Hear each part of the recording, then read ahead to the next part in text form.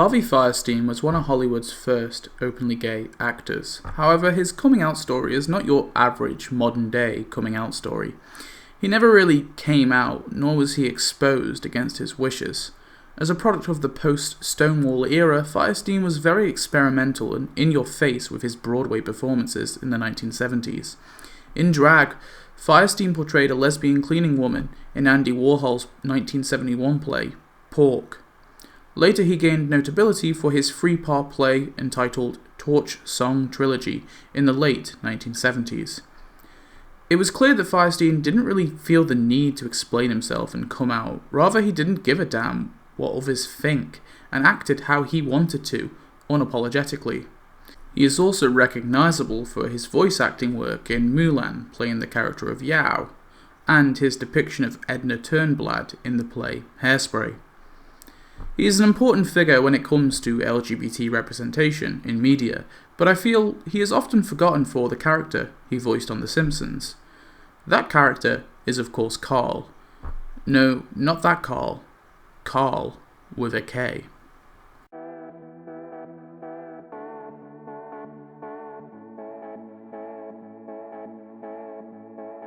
The Simpsons was of course a show created off the back of The Tracy Ullman Show.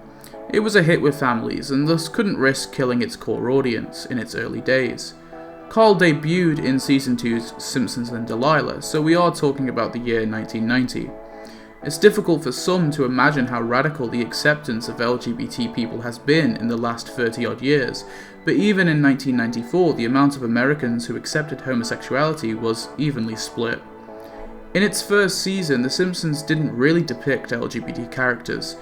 Now sure, it had Waylon Smithers and Patty Bouvier, but these two were not revealed or even hinted at being gay until later in the series. Arguably one of the show's boldest episodes was of course Homophobia, where the show directly tackles the issue of homophobia through the characters of Homer and John of course being voiced by John Waters, another famous gay celebrity in Hollywood.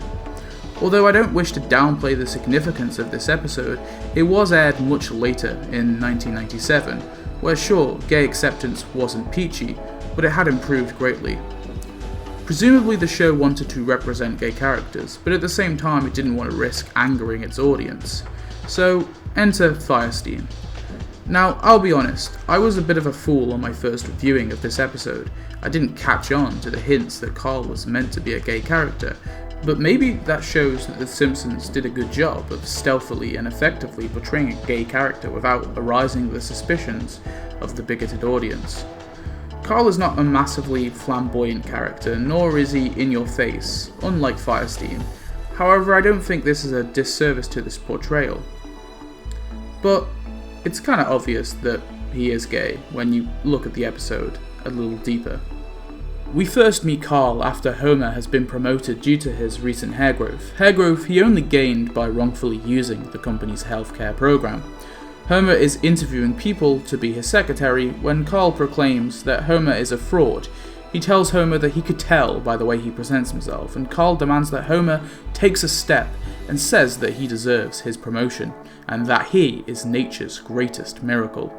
Straight away on the surface, there doesn't appear to be anything too bombastic, but if you want to read deeper into this, maybe Karl is simply recontextualizing his life philosophy.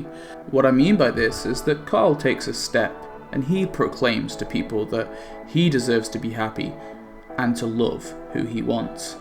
Karl takes Homer shopping, telling him that a man's suit should cry out to the world, "Here I am, don't judge me, love me." Again, reading deep into this, we can see a bit of Fierstein here, someone quite well known for not caring what others think about his dress sense.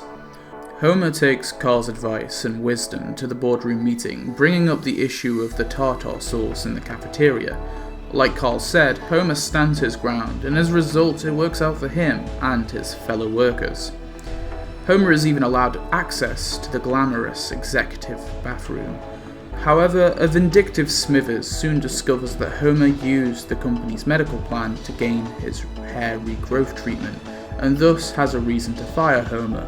But Karl takes the fall instead, and is fired, and Homer is let off the hook.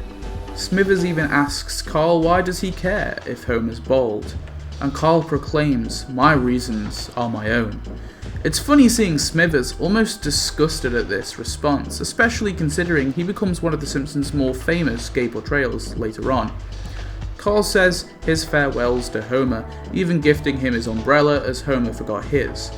Due to Bart's mischief, Homer loses his hair growth medication and his hair, and must do an upcoming important speech without his hair and his confidence. Before the speech, Homer reads a letter left from Karl, and despite no longer being hired or paid, Karl prepares the speech for Homer. Homer, however, still doesn't want to do the speech.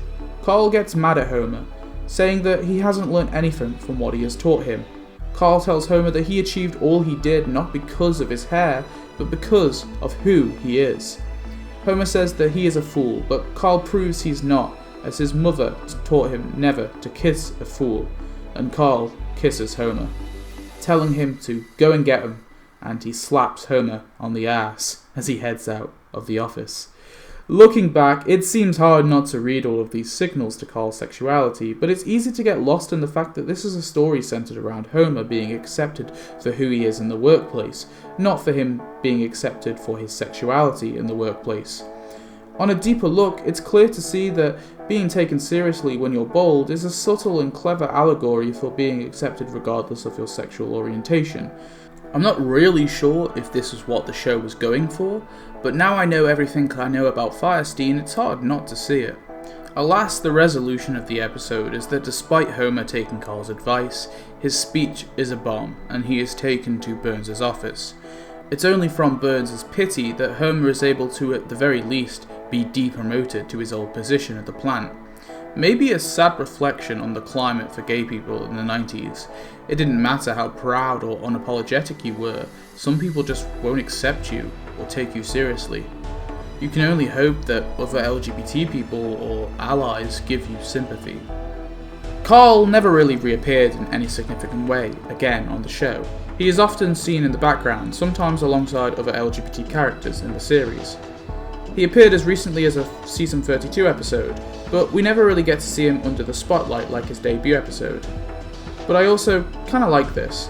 I think his inclusion in Simpsons and Delilah was a subtle way of showing LGBT characters and arguably laid the groundwork for Homophobia, and later having characters like Julio, Smithers and Patty to be open and proud of their sexualities. Harvey Fierstein depicts the character well. His gravelly voice makes the character unique in his tone and conviction. The character is almost a hidden gem to the series, but it's clear that even Dan Castellaneta loves this episode, ranking it as one of his favourites. I personally think Karl, although subtle, is a very positive representation, and it certainly couldn't have been achieved if it wasn't for the amazing work of Harvey Fierstein. Thanks for watching. This is hopefully the first of many in-depth video essays of The Simpsons, although I don't exclusively want to look at The Simpsons, or even just cartoons. You know, I'm kind of an avid TV fan, so I don't imagine I'll venture out of TV, but any suggestions on topics or shows that you'd like to see, I'd love to hear it. I'm currently working on an ARPU video, but it's a research-heavy video, and it will likely be quite long, so stay tuned for that. In the meantime, I might try and make something around this video's length. But yeah, any suggestions, leave them down below. So thanks for watching, see ya.